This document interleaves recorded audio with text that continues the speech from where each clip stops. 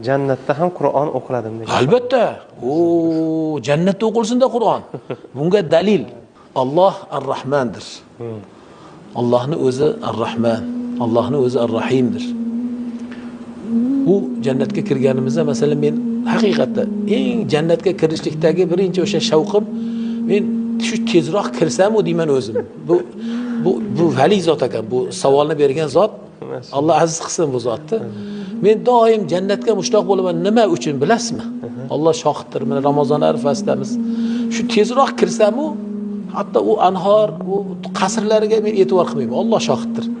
Kirsam-u, Hazrati Ubay ibn Ka'b masalan qiroatlarini eshitsam, qanday qiroati deyman.